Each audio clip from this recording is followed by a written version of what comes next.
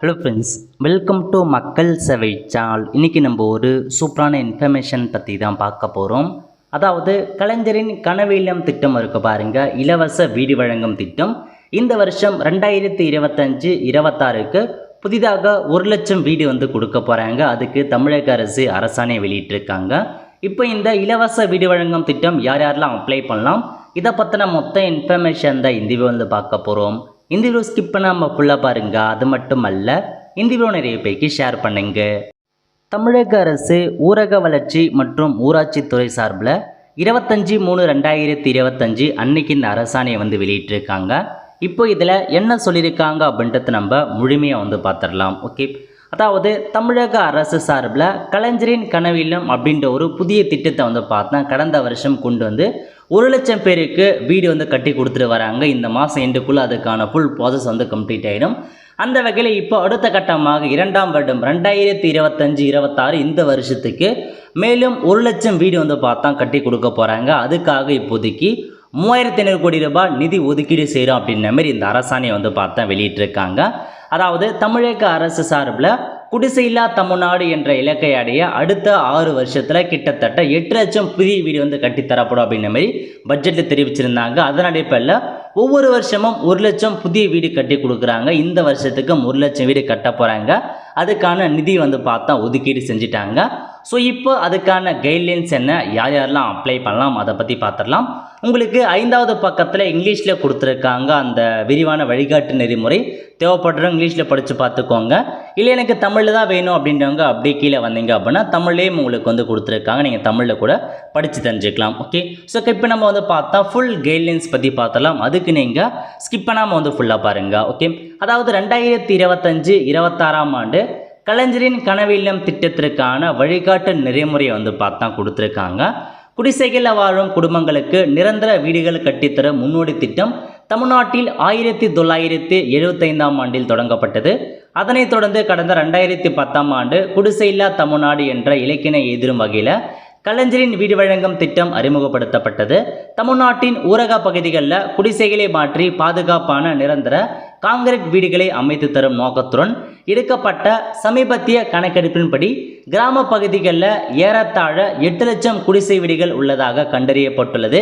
எனவே குடிசையில்லா தமிழ்நாடு என்ற இலக்கினை எதிரும் வகையில் வரும் 2030ஆம் ஆண்டிற்குள் தமிழ்நாட்டின் ஊரக பகுதிகளில் 6 வருடங்களில் 8,00,000 காங்கிரீட் வீடுகள் கட்டுவதற்கு முடிவெடுக்கப்பட்டது அப்படின்றத சொல்லியிருக்காங்க.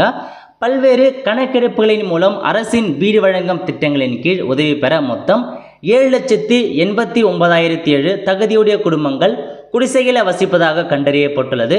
இந்த தரவுகள் tnrd.tn.government.in என்ற இணையதளத்தில் உள்ளன. இத்திட்டத்தின் கீழ் 2024-25ஆம் ஆண்டில் 1,00,000 வீடுகள் வழங்கப்பட்டது. அதேமாதிரி இந்த வருஷத்துக்கு இப்போ கட்டுவதற்கு திட்டமிட்டிருக்கோம் அப்படின்னு சொல்லியிருக்காங்க. அதாவது கலைஞர் வீடு வழங்கும் திட்டம் பார்த்தா ப்ரொவைட் பண்ணியிருக்காங்க. அதுக்கு முன்னாடி கிட்டத்தட்ட பார்த்தீங்கன்னா 2010 ஒரு சென்செக்ஸ் எடுத்திருக்காங்க. யார் யாரெல்லாம் பார்த்தீங்கன்னா கூரை வீட்டில் இருக்காலோ அந்த சென்செக்ஸ் எடுத்திருக்காங்க. ஸோ 2010 எடுத்த சென்சஸ் அடிப்படையில் இப்போதைக்கு எல்லாருக்குமே வீடு வழங்கிட்டு வராங்க. கிட்டத்தட்ட 7,89,000 பேர் அப்பயே பார்த்தா சர்வே பண்ணி அதில் வச்சுருக்கோம் நாங்கள் அப்படின்னு சொல்லியிருக்காங்க. இப்போ அந்த 7,89,000 பேரும் இப்போவும் அதே குடிசை வீட்டில் வாழ்கிறாங்க அப்படின்னா அவங்களுக்கு நீங்கள் வீடு கொடுங்க. அப்படி இல்லாத பட்சத்தில் நீங்கள் பார்த்தா புதுசாக சர்வே எடுத்து வீடு வழங்க அப்படின்னு சொல்லியிருக்காங்க.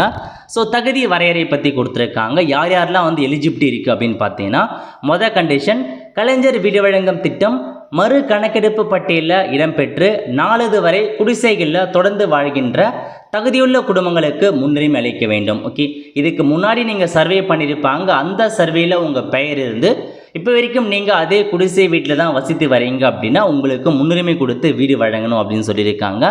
2வது, மறு கணக்கெடுப்பில் ஒரு கிராம ஊராட்சியில் குறைந்த அளவிலான வீடுகள் அல்லது தகுதியுள்ள குடும்பங்களாக இல்லாத நிலையில் புதிய குடிசைகள் கணக்கெடுப்பில் பட்டியலிடப்பட்ட குடும்பங்கள் மற்றும் அனைவருக்கும் வீடு கணக்கெடுப்பு தரவுத்தளத்தில் உள்ள குடிசைகள் பரிசீலிக்கப்படும் அப்படின்னு சொல்லியிருக்காங்க. ஸோ மறு சர்வேயில் பார்த்தா ஒரு கிராம ஊராட்சியில் குறைந்த வீடுகளே இருக்குது அப்படின்னா ஸோ தகுதி இருக்காங்க பாருங்கள், அவங்களுக்கு புதுசாக நீங்கள் கணக்கெடுப்பு பண்ணி அவங்களுக்கு வீடு வழங்குங்க அப்படின்றத சொல்லியிருக்காங்க. நெக்ஸ்ட் பார்த்தீங்கன்னா பட்டா அல்லது வீடு அமைந்துள்ள இடத்திற்கான உரிமை ஆவணம் உள்ள குடும்பங்கள் மட்டுமே இத்திட்டத்தின் கீழ் பயன்பெற தகுதி உடையவர்கள் ஆவர். தற்போது குடிசை அமைந்துள்ள இடத்தில் அல்லது அவர்களுக்கான பட்டா உரிமை ஆவணம் உள்ள இடத்துல வீடுகள் கட்டப்படும். ஸோ உங்களுக்கு வந்து பார்த்தா இந்த இலவச வீடு வழங்கும் திட்டத்தின் மூலமாக வீடு கட்டுவதற்கு கண்டிப்பாக கேட்ட பட்டா அல்லது வீடு இருக்கணும் அப்படின்றத சொல்லியிருக்காங்க. ஸோ பழைய குடிசை வீடு இருந்தால் அதை அடிச்சுட்டு நீங்கள் புதுசாக வீடு கட்டிக்கலாம், அல்ல வேறு இடத்துல இடம் இருக்குது அங்கே கட்டினாலும் உங்களுக்கு கட்டித்தரோம் அப்படின்னு சொல்லியிருக்காங்க. பட் அதுக்கேற்ற பட்டா இருக்கணும் அப்படின்னு சொல்லியிருக்காங்க. நெக்ஸ்ட்டு பரம்பரை சொத்தில் இருக்கீங்க அப்படின்னா அதுக்கு சட்டப்பூர்வமான வாரிசு யாராக இருக்காங்களோ அவங்க குடும்பங்களுக்கு வீடு வழங்க பரிசீலிக்கலாம் அப்படின்னு சொல்லியிருக்காங்க. நெக்ஸ்ட் நீங்கள் புறம்போக்கு நிலங்களில் வசிக்கிறீங்க அப்படின்னா உங்களுக்கு இந்த ஸ்கீம் மூலமாக வீடு வழங்கப்பட மாட்டாது. பட் இருந்தாலும் நீங்கள் இருக்கிற இடம் வந்து ஆட்சேபனற்ற புறம்போக்கு நிலமாக இருக்குது அப்படின்னா ஸோ வருவாய்த்துறை வரமைப்படுத்தி அது மூலமாக உங்களுக்கு வீடு வழங்க பரிசீலிக்கப்படும் அப்படின்றதையும் சொல்லியிருக்காங்க. பட்டா இல்லாத குடும்பங்களுக்கு வீட்டு மனை பட்டா வழங்கப்பட்ட பின்னரே வரும் ஆண்டுகளில் வீடுகள் வழங்க பரிசீலிக்க வேண்டும். வீட்டுமனை பட்டா வழங்குவதை ஏற்கனவே அமைக்கப்பட்ட மாவட்டம் வட்டார ஊராட்சி அளவிலான கண்காணிப்பு குழுவினை புதுப்பித்து மாவட்ட ஆட்சித்தலைவரால் கண்காணிக்கப்பட வேண்டும். ஸோ உங்களுக்கு வந்து பார்த்தா பட்டா இல்லாமல் இருக்காங்க அப்படின்னா ஸோ வீட்டுமனை பட்டா வழங்கிட்டது அப்புறம் வீடு கொடுங்க அப்படின்றத மென்ஷன் பண்ணியிருக்காங்க. நெக்ஸ்ட்டு ஒரு குறிப்பிட்ட கிராமத்தில் அல்லது குடியிருப்புகளில் பிற்படுத்தப்பட்டோர், மிகவும் பிற்படுத்தப்பட்டோர், ஆதி திராவிடர் நலன் ஆகிய துறைகளால் குழுக்களாக பட்டா வழங்கப்பட்டிருப்பின் தகுதியுள்ள பயனாளிகளுக்கு நிறைவுறுத்தன்மை அணுகுமுறையில் வீடுகள் ஒதுக்கப்பட வேண்டும் அப்படின்னு சொல்லியிருக்காங்க. நெக்ஸ்ட்டு நாடோடிகள் மற்றும் பழங்குடியினருக்கு முன்னுரிமை வழங்கப்பட வேண்டும். விளிம்பு நிலையில் உள்ள பழங்குடியின குடும்பங்களுக்கு பண்டைய பழங்குடியினருக்கும் பிரதம மந்திரியின் பெருந்திட்டம் மூலம் வீடுகள் வழங்கப்படுவதால் இத்திட்டத்தின் கீழ் இடம்பெறாத பழங்குடியின குடும்பங்களுக்கு நிறைவுத்தன்மை அடிப்படையில் வீடுகள் வழங்க வேண்டும் அப்படின்னு சொல்லியிருக்காங்க. அப்புறம் பழங்குடியின குடும்பங்களுக்கு வன உரிமை சட்டத்தின்படி வழங்கப்பட்ட உரிமங்கள் கலைஞரின் கனவிலம் திட்டத்தின் கீழ் பட்டாவுக்கு நிகரான ஆவணமாக கருதலாம் அப்படின்றத சொல்லியிருக்காங்க. அது வந்து ஸோ மலைவாழ் கிராமங்களுக்கு அந்த சலுகைகள் பொருந்தும். நெக்ஸ்ட்டு ஓலை வேயப்பட்ட தகுதியான அனைத்து குடிசைகளும் பயன்பெறும் வரை அவற்றிற்கு முன்னுரிமை அடிப்படையில் பரிசீலித்து வீடுகள் வழங்கப்பட வேண்டும் அப்படின்னு சொல்லியிருக்காங்க.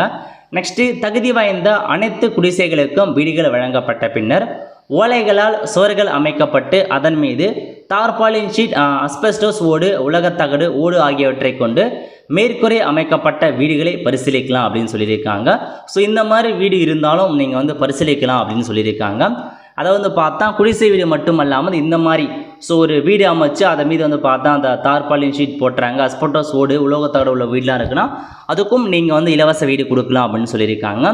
ஓலைக்கூரைகளை தார்பாலின் ஷீட், அஸ்பெஸ்டோஸ் ஓடு, உலோகத்தகடு கொண்டு மறைக்கப்பட்ட குடிசைகளை மேற்குறிப்பிட்ட அனைத்து வீடுகளுக்கும் புதிய வீடுகள் வழங்க பின்னர் பரிசீலிக்கலாம். பயனாளிகளின் பட்டியலை தயாரிக்கும் போது மனநலம் குன்றிய நபரை கொண்ட குடும்பம், மாற்றுத்திறனாளிகள், விதவைகள், ஆதரவற்ற மற்றும் கணவரால் கைவிடப்பட்ட பெண்கள், பெண் தலைமையிலான குடும்பங்கள், முன்னாள் இராணுவத்தினர் மற்றும் துணை இராணுவ படையிலிருந்து ஓய்வு பெற்றவர்கள், திருநங்கைகள், எய்ட்ஸு காசநோயால் பாதிக்கப்பட்டவர் என சம்பந்தப்பட்ட துணை இயக்குநரால் சான்றளிக்கப்பட்டவர்கள் மற்றும் தீவெள்ளம் போன்ற இயற்கை பிறலால் பாதிக்கப்பட்டவர்கள் போன்ற சிறப்பு பிரிவினருக்கு முன்னுரிமை அளிங்க அப்படின்னு சொல்லியிருக்காங்க. இவங்க எல்லாருக்குமே முன்னுரிமை கொடுத்து வீடு கொடுங்க அப்படின்னு சொல்லியிருக்காங்க. இத்திட்டத்தின் கீழ் நிரந்தர வீடுகளாக மாற்ற தகுதியற்ற குடிசைகள் வகைகள், அதாவது இதுக்கு முன்னாடி பார்த்தலையுமே தகுதி உள்ளவங்களுக்கு இப்போ யாரெல்லாம் இந்த இலவச வீடுகள் வழங்கும் திட்டத்தின் மூலமாக தகுதி இல்லாமல் இருக்காங்க பாருங்கள், அவங்கள பற்றி கொடுத்துருக்காங்க. ஸோ நீங்கள் வாடகைதாரர்கள் வசிக்கும் குடிசைகள், இப்போ நீங்கள் ஒரு குடிசையை வச்சுருக்கீங்க, அந்த குடிசையை வந்து பார்த்தா நீங்கள் வாடகைக்கு விட்டுருக்கீங்க அப்படின்னா உங்களுக்கு இலவச வீடு வழங்கும் திட்டத்தின் மூலமாக வீடு கிடைக்காது அப்படின்னு சொல்லியிருக்காங்க. வணிக நோக்கங்களுக்காக அல்லது விலங்குகளுக்காக பயன்படுத்தப்படும் குடிசை வீடுகள், ஸோ நீங்கள் அந்த மாதிரி வீடு பயன்படுத்திருக்கீங்க அப்படின்னா உங்களுக்கு இலவச வீடு கிடைக்காது. பகுதியாக காங்கிரீட் கூரை, ஓடு, ஏசிஸ் தகடு, உலோகத்தகடு கூரை மற்றும் ஒரு பகுதி ஓலை கூரையால் அமைக்கப்பட்ட குடிசைகளுக்கு கிடைக்காது. சிமெண்ட், காங்கிரீட், ஓடு, ஏசி தகடு அப்புறம் உலோகத்தகடு கூரை மீது ஓலை போடப்பட்ட வீடுகளுக்கு ஸோ கிடைக்காதுன்னு சொல்லியிருக்காங்க.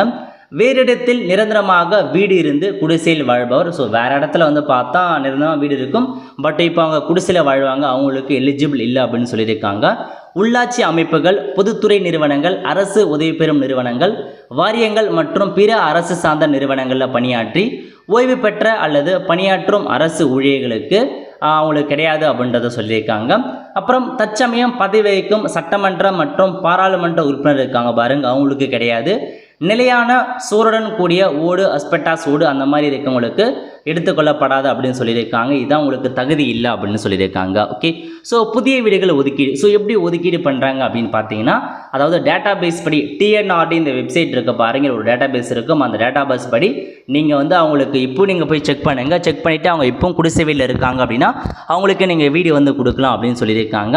ஊராட்சி தலைவர், அப்புறம் வந்து பார்த்தா கிராம சபை ஒப்புதல், இந்த மாதிரி எல்லா டேட்டா பேஸுமே நீங்கள் பார்த்துட்டு எல்லா வழிகாட்டு நெறிமுறையுமே அவங்களுக்கு ஸோ இருக்குது அப்படின்னா மட்டும் நீங்கள் வீடு கொடுங்க அப்படின்னு சொல்லியிருக்காங்க.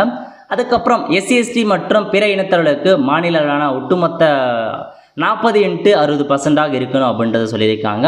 ஸோ அதுக்கப்புறம் நெக்ஸ்ட் அப்படியே கீழே வந்தீங்க அப்படின்னு பார்த்தீங்கன்னா ஸோ உங்களுக்கு அலாகேட் பண்ணப்படும், அதாவது டிஎன்ஆர்டி வெப்சைட்டில் உள்ள டேட்டா பேஸ் படி சம்மந்தப்பட்ட மாவட்ட ஆட்சித்தலைவரில் கிராம ஊராட்சி வாரியாக இந்த ஆண்டிற்கு யார் யாருக்கெல்லாம் இருக்குது அப்படின்னமே நாங்கள் ஒதுக்கீடு பண்ணுவோம் அப்படின்றதையும் வந்து சொல்லியிருக்காங்க. அதுக்கப்புறம் போன வருஷம் 1 லட்சம் வீடு கொடுத்தாங்க, அதில் வந்து மிஸ் ஆனாங்க பாருங்கள் வீடு, அவங்களுக்கு இந்த நிதியாண்டில் வீடு ஒதுக்கணும் அப்படின்னு சொல்லியிருக்காங்க. பெண் உறுப்பினர் பெயரில் பட்டா இருந்தால் அந்த பெண் உறுப்பினர் பெயரில் வீடுகளை ஒதுக்கீடு செய்யப்பட வேண்டும். ஆண் பெயரில் பட்டா இருந்தால் மனைவி மற்றும் கணவர் பெயரில் கூட்டாக வீடுகள் ஒதுக்கீடு செய்யப்பட வேண்டும் அப்படின்னு சொல்லியிருக்காங்க. ஸோ பட்டா யார் பேரில் இருந்தாலும் சரி, பெண்கள் பேரில் இருந்தால் பெண்கள் பேரில், ஆண்கள் பேரில் இருந்தால் 2 பேருமே நீங்கள் பட்டா ஒதுக்குங்க, அந்த வீடை ஒதுக்குங்க அப்படின்னு சொல்லியிருக்காங்க. பயனாளி தேர்ந்தெடுக்கும் முறையை கொடுத்துருக்காங்க. ஆல்ரெடி சொன்ன மாதிரி தான் டிஎன்ஆர்டி டேட்டாபேஸ் படி தகுதியான பயனாளி செட் பண்ணுறாங்க, இல்லை அப்படின்னா புதுசாக சர்வே எடுத்து செட் பண்ணுறதா சொல்லியிருக்காங்க. ஊராட்சி மன்ற தலைவர், சம்மந்தப்பட்ட கிராம ஊராட்சியின் உதவி, இவங்க எல்லாருமே வந்து பார்த்தா சம்மந்தப்பட்ட ஆஃபீஸர், அவங்க தான் வெரிஃபை பண்ணி அந்த பட்டியலை வந்து பார்த்தா அனுப்புகிறாங்க. அனுப்பி அது அப்ரூவல் வந்ததுக்கப்புறம் அவங்களுக்கான ஆர்டர் காப்பி கொடுத்து வீடு வந்து பார்த்தா சைட் பண்ணுறாங்க. ஓகே, அதுக்கப்புறம் தகுதியான பயனாளிகள் தேர்வு குறித்த மேலாண்மை, ஒவ்வொருத்தரும் எந்தெந்த அதிகாரி எத்தனை % வந்து சைட் பண்ணுறாங்க அதை குறித்து சொல்லியிருக்காங்க, அதையும் நீங்கள் நோட் பண்ணிக்கோங்க. நெக்ஸ்ட் வீட்டின் வடிவமைப்பு, அந்த வீட்டோட டைப் மற்றும் டிசைன் பற்றி கொடுத்துருக்காங்க. கலைஞர் கனவில்லம் திட்டம் வீடு எப்படி இருக்கணும் அப்படின்னு பார்த்தீங்கன்னா, வீட்டின் குறைந்தபட்ச பரப்பளவு சமையலறை உட்பட 360 சதுரடி இருக்கணும் அப்படின்னு சொல்லியிருக்காங்க. குறைந்தபட்சம் சமையலறை உட்பட 360 ஸ்கொயர் ஃபீட் கண்டிப்பாக வீடு இருக்கணும். அதில் 300 சதுர அடி சிமெண்ட் கான்கிரீட் கூரையால் மூடப்பட்டிருக்க வேண்டும். மீதமுள்ள 60 சதுர அடி சிமெண்ட் கான்கிரீட் அல்லது பயனாளியின் விருப்பப்படி தீப்பிடிக்காத வகையிலான கூரையாக இருக்கலாம் அப்படின்னு சொல்லியிருக்காங்க. So 300 square feet cement concrete கண்டிப்பாக இருக்கணும். மீதி 60 சதுரடி வந்து பார்த்தா உங்களுக்கு எப்படி வேணுமோ அப்படி நீங்கள் வச்சுக்கலாம் அப்படின்னு சொல்லியிருக்காங்க. அதுக்கப்புறம் ஒவ்வொரு வீட்டிற்கும் அலகு தொகையாக 3 லட்சம் வழங்கப்படும். ஒரு வீடு கட்டுவதற்கு 3 லட்சம் ரூபாய் நிதி ஒதுக்குறாங்க. துறையின் மூலம் வழங்கப்படும் வடிவமைப்புகளின் படி வீடுகள் கட்டப்பட வேண்டும் அப்படின்னு சொல்லியிருக்காங்க. மலைப்பகுதிகளாக இருப்பின் பயனாளியின் விருப்பத்துக்கேற்ப கூரை அமைப்புக்கலாம், சிமெண்ட் கான்கிரீட் பியூஎஃப் அந்த மாதிரி கூரை இருக்கலாம் அப்படின்னு சொல்லியிருக்காங்க. வீட்டின் சுவர்களை செங்கல் நிலக்கரி சாம்பல் கலந்த கற்கள், சிமெண்ட் கான்கிரீட் கற்கள், இன்டர்லாக்கிங் கற்கள் மற்றும் ஏசிசி கற்களை பயன்படுத்தி நீங்கள் கட்டலாம் அப்படின்னு சொல்லியிருக்காங்க. எந்த சூழ்நிலையுமே மண் பொருட்களை வச்சு நீங்கள் பயன்படுத்தக்கூடாது அப்படின்னு சொல்லியிருக்காங்க. அதுக்கப்புறம் எப்படி செலவு ஒதுக்குறாங்க அப்படின்னு பார்த்தீங்கன்னா, வீட்டின் குறைந்தபட்ச பரப்பளவு 360 சதுரடி ஆகும். இதில் 300 சதுரடி அது பார்த்தாச்சு, அதுக்கேற்ற டைமில் ஒதுக்க சொல்லியிருக்காங்க. ஸோ நெக்ஸ்ட்டு அப்படியே கீழே வந்தீங்க அப்படின்னா பேசிக் இன்ஃபர்மேஷன் தான். நெக்ஸ்ட்டு கலர் கொடுத்துருக்காங்க. இந்த வீடு வந்து எந்த கலரில் இருக்கணும் அப்படின்னு சொல்லியிருக்காங்க பாருங்கள். சுவரின் மேல் மற்றும் கீழ்ப்பகுதி, நடுப்பகுதி, ஜன்னல் கதவு போன்ற எல்லாத்துக்கும் என்னமான கலர் நீங்கள் பயன்படுத்தணும். ஏன்னா காமனாக வந்து பார்த்தா கலைஞர் கனவில்லம் திட்டத்துக்கு எல்லாத்துக்குமே காமனாக ஒரு கலர் தான் பயன்படுத்த சொல்லியிருக்காங்க. இதுக்கும் அதே தான் நீங்கள் பயன்படுத்துகிற மாதிரி இருக்கும். அதுக்கடுத்து ஒருங்கிணைந்த செயல்பாடு கொடுத்து சொல்லியிருக்காங்க. ஒரு வீட்டிற்கான மொத்த அலகு தொகையில் ஒவ்வொரு பயனாளிக்கும் வீடு கட்டுவதற்கு 90 மனித சக்தி நாட்களுக்கும் கழிப்பறை கட்டுவதற்கு 10 மனித சக்தி நாட்களுக்குமான தொகை மகாத்மா காந்தி தேசிய ஊரக வேலை உறுதி திட்டத்தின் கீழ் வழங்கப்படும் அப்படின்னு சொல்லியிருக்காங்க. கழிவறை கட்ட 12,000 வழங்கப்படும் அப்படின்ட்டு சொல்லியிருக்காங்க. அதுக்கப்புறம் நெக்ஸ்ட்டு எப்படி வீடு கட்டலாம், அதுக்கான இன்ஸ்ட்ரக்ஷன் என்ன, அதை பற்றிலாம் கொடுத்துருக்காங்க. ஏழ்லேருந்து செக் பண்ணி பார்த்துக்கோங்க. ஸோ நெக்ஸ்ட்டு உங்களுக்கு எப்படி அமௌண்ட்டை கொடுக்குறாங்க அப்படின்னு பார்த்தீங்கன்னா, ஸோ நீங்கள் பேஸ்மெண்ட் போட்டதுக்கப்புறம் 75,000 ஃபஸ்ட்டு இன்ஸ்டால்மெண்ட்டாக விடுவிக்கிறாங்க. லிண்டல் நிலையப்போ 60,000 விடுவிக்கிறாங்க. கூரை வேயப்பட்ட நிலை 1 லட்ச ரூபாய், முடிவுற்ற பின் 75,000, டோட்டலாக 3,10,000 உங்களுக்கு கொடுக்குறோம் அப்படின்றத மென்ஷன் பண்ணிட்டாங்க. மொத்தமாக 4 இன்ஸ்டால்மெண்ட்டில் உங்களுக்கான அமௌண்ட் வந்து கொடுக்குறாங்க. ஸோ மீதி இருக்க 40,000 என்ன ஆகும் பார்த்தீங்கன்னா, அவங்க சிமெண்ட்டு அந்த கம்பி கொடுப்பதற்கு அதை மூலமாக எடுத்துக்கும் அப்படின்னு சொல்லியிருக்காங்க. இதெல்லாம் பேசிக் உங்களுக்கான க்ரைட்டீரியா. மொத்தம் 4 வகை இன்ஸ்டால்மெண்ட்டாக உங்களுக்கான அமௌண்ட் நாங்கள் விடுவிப்போம் அப்படின்றத சொல்லியிருக்காங்க. ஓகே, இணையதள அடிப்பிலான பணியாளை மற்றும் தொகை வழங்கும் செயல்முறை. ஸோ எப்படி வந்து பார்த்தா ஒரு பயனாளியை துவங்குறாங்க, எப்படி அதுக்கான பணியாளை கொடுக்குறாங்க, எப்படி ஒர்க் பண்ணுறாங்க, அதுக்கான எல்லா இன்ஃபர்மேஷன்ஸுமே கொடுத்துருக்காங்க. நெக்ஸ்ட்டு கட்டுமான பொருட்கள் வழங்குதல். இத்திட்டத்திற்கு தேவையான சிமெண்ட்டு மற்றும் இரும்பு கம்பிகள் கணக்கிடப்பட்டு துறை மூலம் பயனாளிகளுக்கு பணியின் நிலை வாரியாக வழங்கப்படும். துறை மூலம் வழங்கப்பட்ட சிமெண்ட்டு மற்றும் இரும்பு கம்பிகளுக்கான தொகையினை பயனாளிகளுக்கு விடுவிக்கப்படும் தவணை தொகையிலிருந்து பிடித்தம் செய்யப்பட வேண்டும் அப்படின்னு சொல்லியிருக்காங்க. ஸோ உங்களுக்கான சிமெண்ட் கம்பி எல்லாமே வந்து பார்த்தா அந்த இன்ஸ்டால்மெண்ட்லேருந்து பிடிச்சிக்கிறோம் அப்படின்னு சொல்லியிருக்காங்க.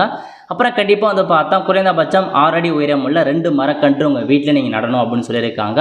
இது ரூல்ஸ் அப்படின்றத மென்ஷன் பண்ணியிருக்காங்க. ஒற்றை சாளர வங்கி கணக்கு. ஸோ உங்களுக்கு ஒற்றை சாளர முறையில் டேரெக்டாக பேனுடைய வங்கி கணக்கு அமௌண்ட்டு செலுத்துகிறோம் அப்படின்றத சொல்லியிருக்காங்க.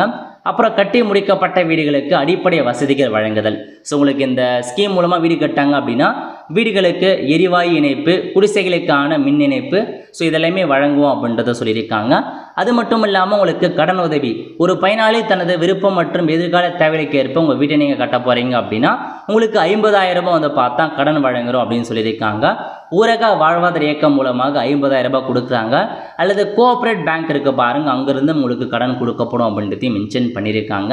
ஸோ இதாங்க உங்களுக்கான மொத்த இன்ஃபர்மேஷன். பேசிக் கைட்லைன்ஸ் க்ரைட்டீரியா கொடுத்துருக்காங்க. ஸோ அதிகபட்சமாக சென்செக்ஸ் படி வந்து பார்த்தா 2010 8 லட்சம் பேர் வீடு இல்லாமல் இருக்கான்னு சென்செக்ஸ் பண்ணியிருக்காங்க. பட் 8 லட்சம் பேர் இப்போவும் குடிசையில் வசிக்கிறாங்களா இல்லையான்றதை கண்டிப்பாக கம்மியாக தான் இருக்கும். அந்த வகையில் இந்த வருஷம் 1 லட்சம் வீடு கட்ட போகிறாங்க. உங்களுக்கு தேவை அப்படின்றவங்க நீங்கள் முன்கூட்டியே போயிட்டு உங்கள் ஊராட்சி தலைவர், ஆல்மோஸ்ட் இப்போ ஊராட்சி தலைவர் இருக்க மாட்டாங்க, அதுக்கு பதிலாக உங்கள் கிளர்க் இருக்காங்க பாருங்கள், கிராம கிளர்க்கு, அவங்க நீங்கள் கான்டாக்ட் பண்ணி சொல்லலாம். அல்லது வீடியோ கான்டாக்ட் பண்ணிங்க அப்படின்னா மேபி நீங்கள் இருக்கிற இடம் குடிசை தான் இருக்குது அப்படின்னா நீங்கள் தாராளமாக உங்களுக்கு வீடு அலாட் பண்ணுவாங்க. ஸோ தேவைப்படுறவங்க நீங்கள் கிளர்க்கை கான்டாக்ட் பண்ணி லிஸ்ட்டில் உங்கள் நேம் வந்து சேர்க்க சொல்லுங்கள். இதான் உங்களுக்கான இன்ஃபர்மேஷன். நீங்கள் இப்போ சொன்னேன்னா அந்த டிஎன்ஆர்டி டேட்டா பேஸில் உங்களுக்கான அப்டேட் பண்ணுவாங்க. இதில் வந்து பார்த்தா அவங்களுடைய வீடு எந்த டைப்பில் இருக்கும், யூனிட் காஸ்ட் என்ன, சர்க்கிள் எல்லாமே கொடுத்துருப்பாங்க. நீங்கள் செக் பண்ணி பார்த்துக்கலாம். tnrd.tngov.in இதான் வந்து பார்த்தா அஃபிஷியல் வெப்சைட்டில் போய்ட்டு தேவையான இன்ஃபர்மேஷன் நீங்கள் தெரிஞ்சுக்கோங்க. ஓகே, இப்போதைக்கு அரசாணை கொடுத்துட்டாங்க, தகுதியும் தெரிஞ்சிருக்கும். இந்த வருஷம் மீண்டும் 1 லட்சம் வீடு கட்டுறாங்க, அடுத்த வருஷமும் கட்டுவாங்க. மொத்தம் 8 லட்சம் வீடு கட்டி கொடுக்க போகிறாங்க. கண்டிப்பாக உங்களுக்கு தேவை அப்படின்னா நீங்கள் சம்மந்தப்பட்ட ஆஃபீஸர் அணுகி ஸோ உங்களுடைய வீட்டை நீங்கள் வந்து வாங்க பாருங்கள். அவ்வளோ ஃப்ரெண்ட்ஸ், கண்டிப்பாக இந்த பிடிச்ச லைக் பண்ணுங்கள். அது மட்டும் அல்ல, இந்த வீடியோ நிறைய பேருக்கு ஷேர் பண்ணுங்கள். அடுத்த ஒரு நல்ல வீடியோ சந்திப்போம். நன்றி, வணக்கம்.